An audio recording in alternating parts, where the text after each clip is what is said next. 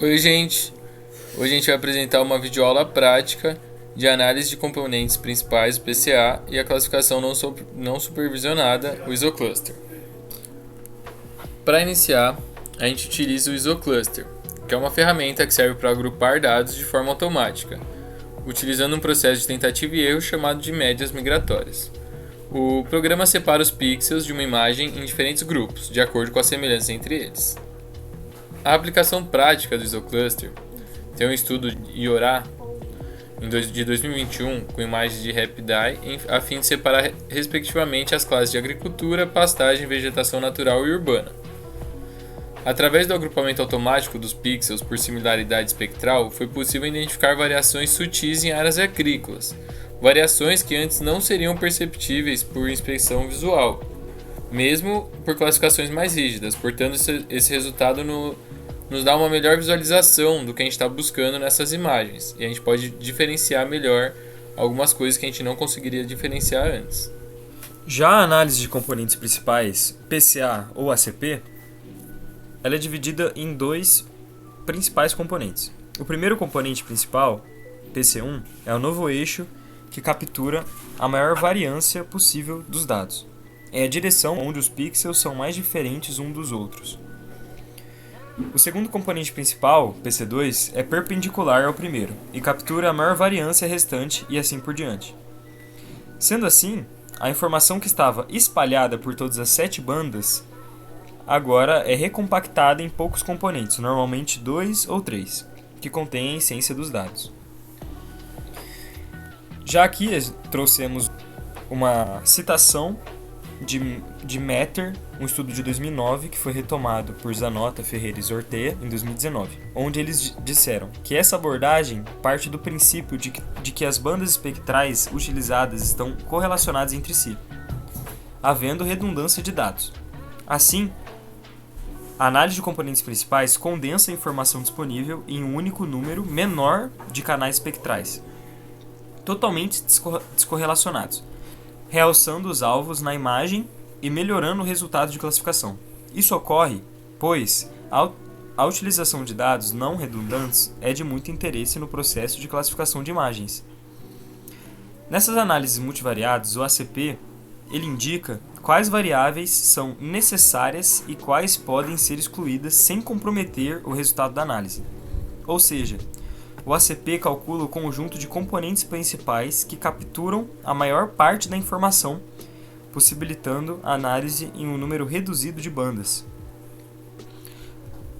Trazendo agora duas aplicações práticas dessa ferramenta PCA ou ACP. A primeira sendo o modo de redução de dimensão, onde ela analisa os dados como um conjunto de imagens, transformando-os em um outro conjunto de imagens que capturam os padrões predominantes. Por exemplo, a extração de pixels de água em séries temporais de NDVI.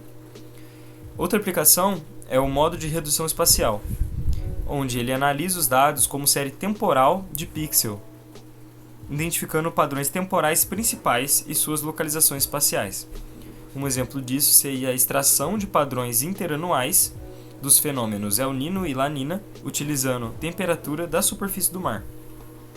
Bom, em resumo, para a gente trabalhar de forma integrada com essas duas ferramentas, a gente inicia com o PCA como uma etapa preparatória, onde ele torna os dados mais compactos e discriminantes. Em seguida, a gente utiliza o isocluster e identifica grupos mais coerentes, para ter um resultado com classificações mais robustas e eficientes no sensoramento remoto. Em suma, o PCA reduz as bandas e elimina as redundâncias, e o isocluster agrupa os pixels semelhantes. Essas duas ferramentas trabalhando em conjunto promovem uma organização melhor dos dados e uma melhor identificação de padrões espaciais e espectrais.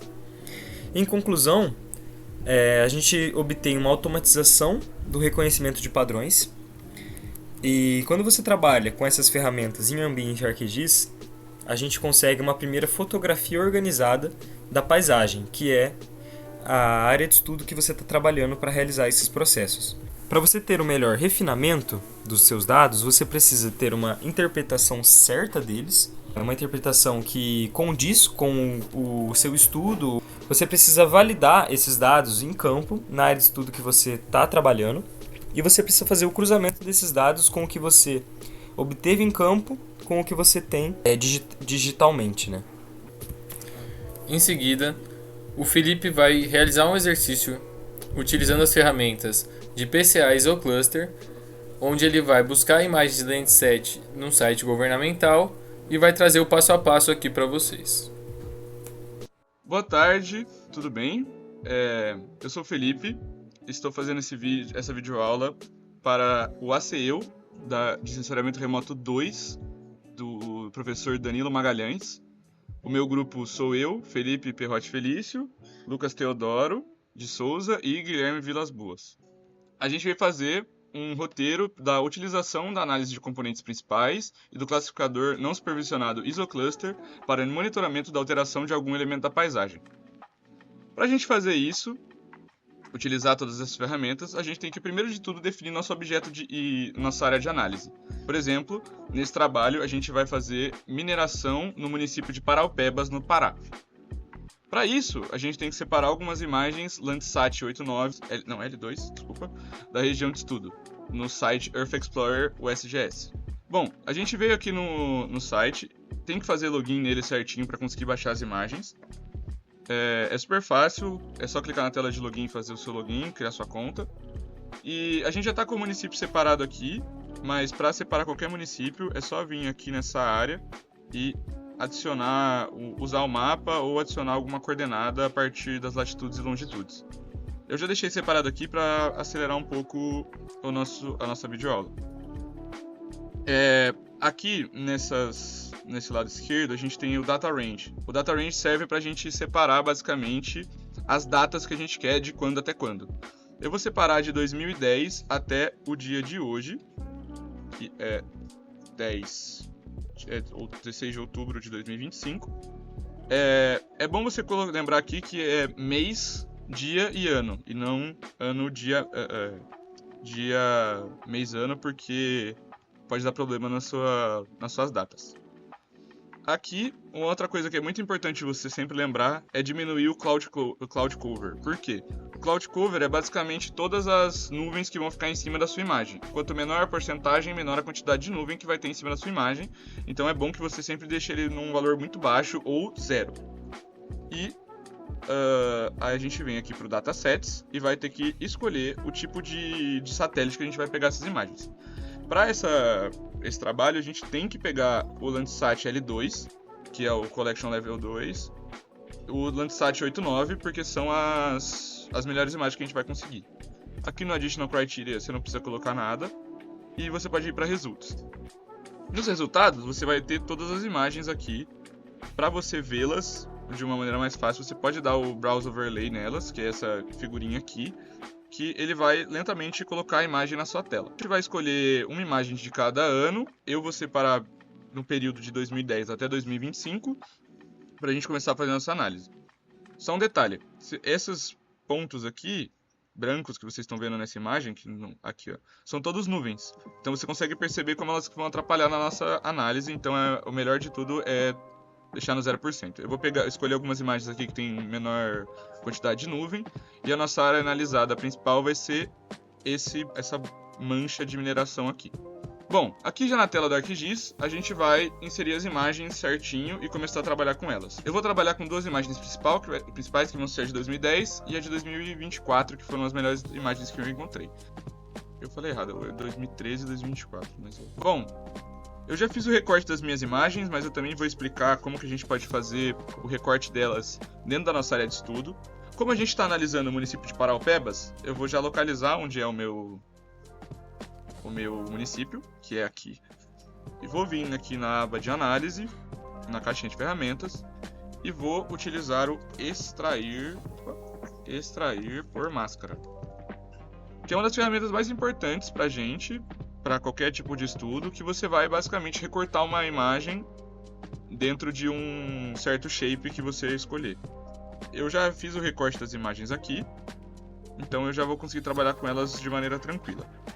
Eu peguei uma imagem de 2024 e uma imagem de 2013. A partir dessas imagens, então, eu vou vir nessa aba de imagens e na aba de índices. E eu escolhi para minha análise uma análise de mineração. Então eu vou usar os índices de geologia e o índice de SAVE, que é o índice de vegetação ajustado ao solo, que vai me ajudar na diferenciação de espaços que estão cobertos com vegetação e espaços não cobertos com vegetação. Para usar essa aba é bem simples, você vai vir aqui escolher na imagem e colocar as bandas que são referentes ao seu índice. Por exemplo, a banda de infravermelho próximo em toda a imagem Landsat é a banda 5 e a banda vermelha é a banda 4. É só clicar em OK que ele já vai gerar uma imagem para você. Para melhor visualização, eu geralmente gosto de colocar na simbologia aqui, se você vir aqui na simbologia, e colocar alguma cor que contraste um pouco melhor do que o preto para o branco. Geralmente eu coloco ou amarelo para o vermelho, ou do azul para o vermelho, que a gente consegue perceber que as áreas em vermelho são as áreas que têm menor cobertura de terra, a partir da nossa análise que a gente tem aqui. A gente também volta aqui na imagem e faz o próximo índice, que eu escolhi para ser os minerais do barro. Bandas do infravermelho de ondas curtas e bandas de infravermelho de ondas curtas 2. Então vai ser a banda 6 e a banda 7.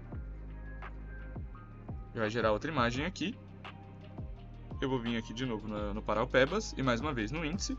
E vou escolher o outro que eu escolhi, que é o minerais férreos. São a banda de infravermelho de ondas curtas, que é o 6, e a banda de infravermelho próximo, que é o 5. A partir dessas três imagens, então, a gente pode perceber que ele define onde tem essa taxa maior de óxido ferroso e de minerais férreos e de minerais do barro, como a gente pode ver nessa imagem. A partir desses três índices, a gente quer, de alguma forma, juntar esses três índices em uma imagem só, para que a gente consiga fazer essa análise de uma maneira menor. Como a gente está fazendo uma análise de mineração, a gente tem que perceber bastante por essa área como ela é bem caracterizada em todos os nossos índices, mas ela tem uma certa diferenciação entre os três. E é interessante que a gente consiga pegar essa diferenciação bem importante dos três e unir em uma coisa só, para que a gente tenha uma análise bem aprofundada desse lugar.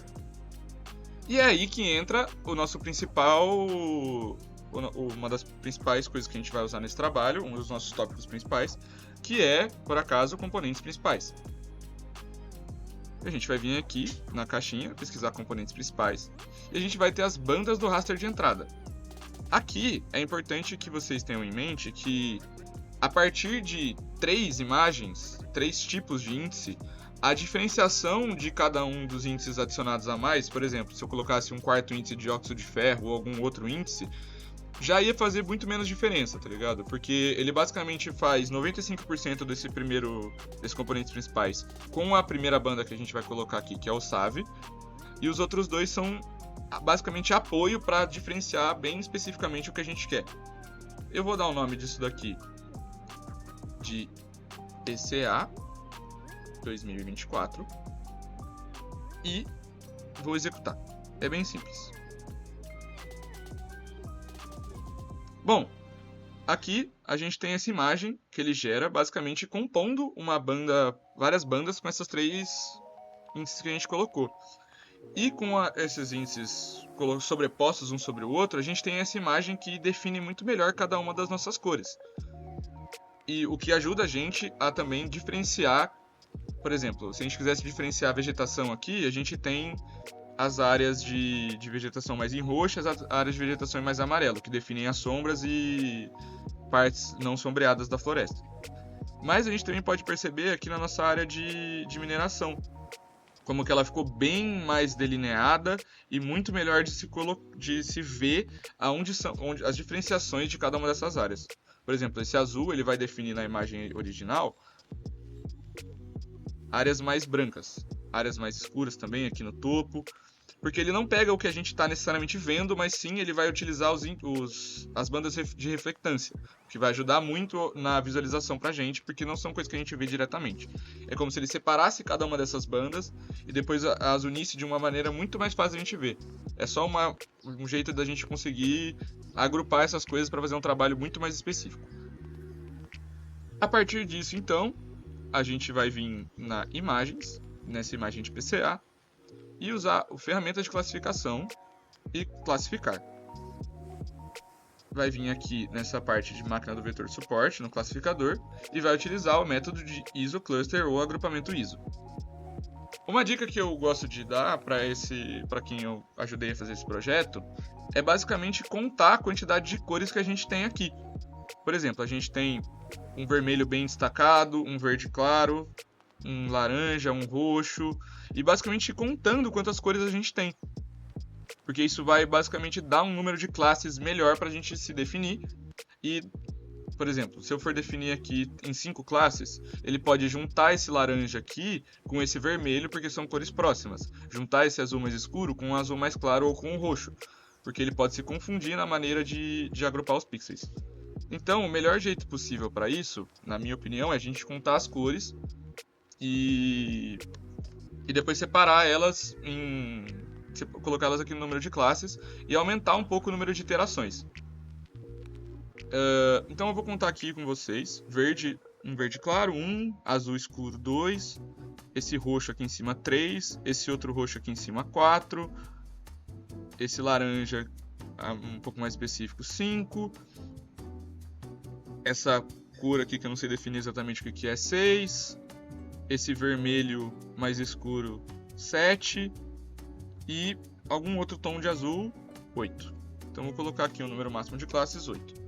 Como eu aumentei o número máximo de classes, eu também vou aumentar um pouco o número máximo de interações para a gente ter um trabalho um pouco melhor de separação dessas cores. Acho que é importante também comentar a maneira como funciona o método de PCA e o método de ISO-cluster. Basicamente, ele vai agrupar todas essas cores em esses pixels, cada um desses pixels bem específicos, em uma classe de cores diferentes. Então ele vai pegar os pixels mais amarelos, os pixels mais laranjas e vai agrupar eles juntos e criar uma classe. E como ele faz isso? Ele faz isso iterando. Por exemplo, ele vai pegar essa imagem rapidamente e vai separar as cores que ele vê principalmente. Então ele vai separar várias desses verdes, todos os verdes em um lugar, todos os laranjas no outro, todos os vermelhos em outro, todos os azuis em outro. E ao longo dessas iterações ele vai separando basicamente cada vez melhor esses pixels, tá ligado? Então colocando esses rosa juntos mais especificamente, os amarelos juntos mais especificamente, o laranja junto mais especificamente. Então nessa ideia é bom colocar mais iterações porque ele vai ter basicamente um refinamento maior do nosso produto.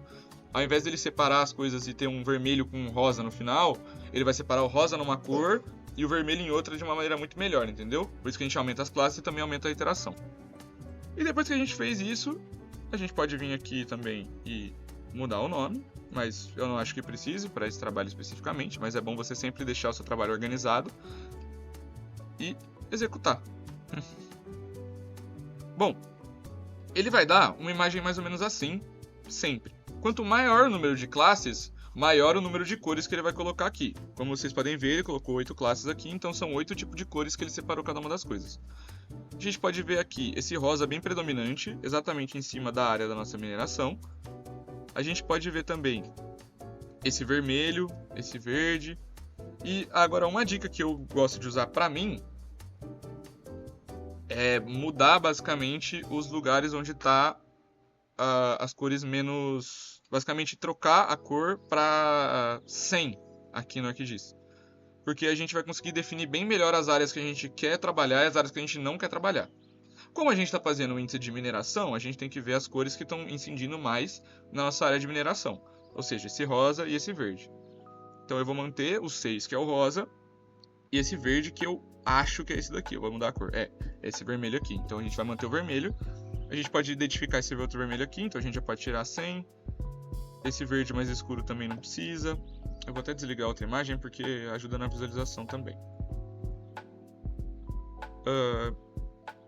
Agora, quando eu tiver em dúvida nessa cor, por exemplo, eu não sei se essa cor é o 4 ou se é o 7. Então eu venho aqui e boto uma outra cor, como o amarelo. Como não mudou, e ela também está mudando em outro lugar, eu já posso tirar também. Eu vou repetir esse processo para todas. Como eu já sei que o 7 e o 6 são esses daqui, que são a nossa área de mineração, eu já tenho separado todas as cores que eu vou utilizar. Vocês podem ver também que no resto da área da nosso estudo, também deu alguns outros reflexos, que não vão dar só na mineração, como a área que estava desmatada anteriormente, como a gente pode ver aqui. essa área tá desmatada, é cidade aqui nesse espaço, essa outra área também é desmatada. Mas a gente pode ver que ele dá essa ideia, principalmente por causa do Sávio. Bom, agora que a gente já separou a nossa área de estudo, já separou tudo certinho, e a gente já tem exatamente onde teve a nossa mineração, a gente pode vir aqui no análise também e usar a ferramenta reclassificar.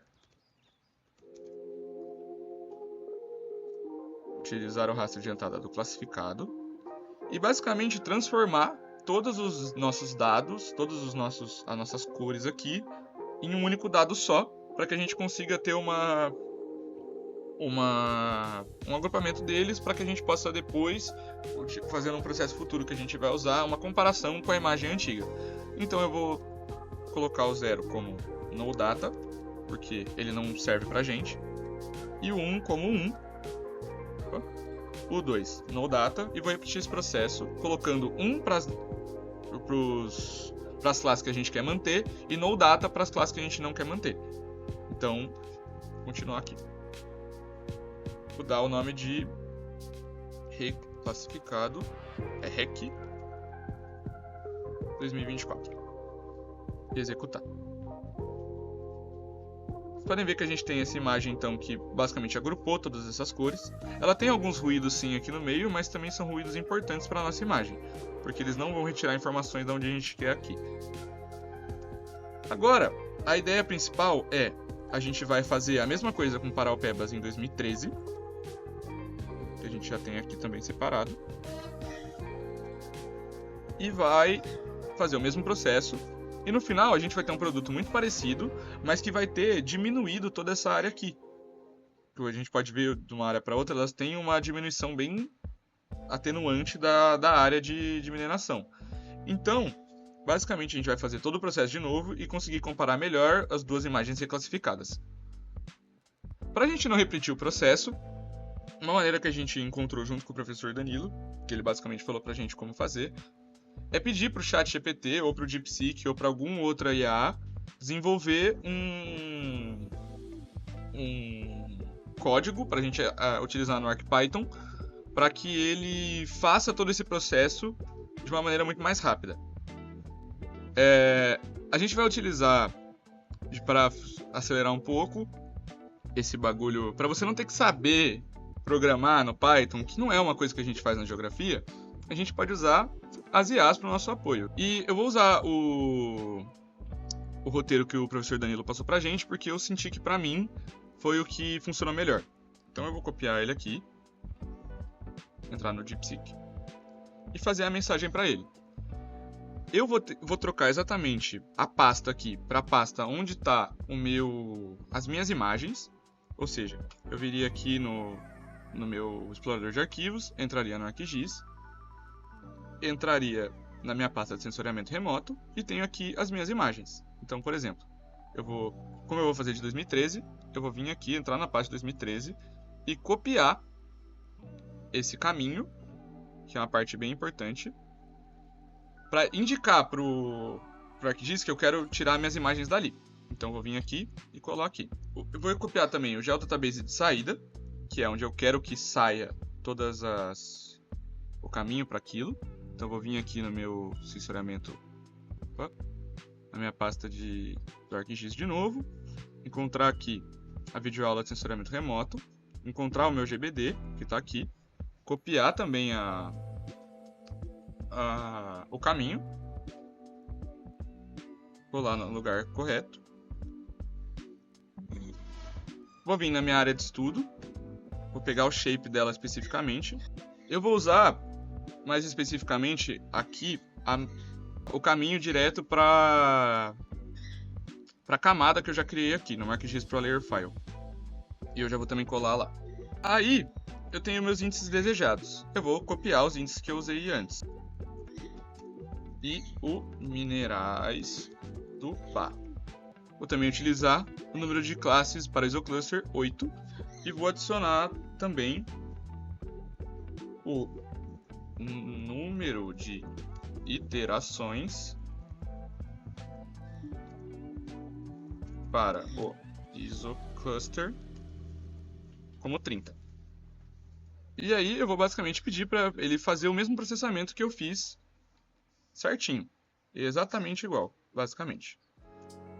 E, aliás, vamos pedir para ele gerar um script completo, mostrando como tratar os erros e comentários para explicar isso tudo certinho. Vou pedir para ele gerar o código, e ele vai gerando um código em ArcPy para a gente só colocar lá e ele basicamente fazer exatamente o que a gente fez em todo esse tempo.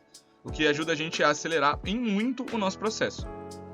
Bom, gerado o script, eu vou vir aqui, copiar o script, vir de volta para cá e vou vir na abazinha de Python e criar um novo notebook de Python. Aí eu vou vir aqui, colar todo o nosso negócio e pedir para rodar todas as células. Então, coloquei ele para rodar e basicamente ele vai dar um PCA de 2013, exatamente igual ao outro, com outras cores, porque ele sempre define com cores diferentes. Um classificado com todas as cores, em que eu já fiz a reclassificação e ele termina basicamente assim. Agora, para a gente ter um comparativo final e entender todas as mudanças que a gente teve de 2013 para 2024, eu vou pegar o reclassificado de 2024 e o reclassificado de 2013 e fazer uma comparação. A gente vai ter aqui primeiro o reclassificado de 2013.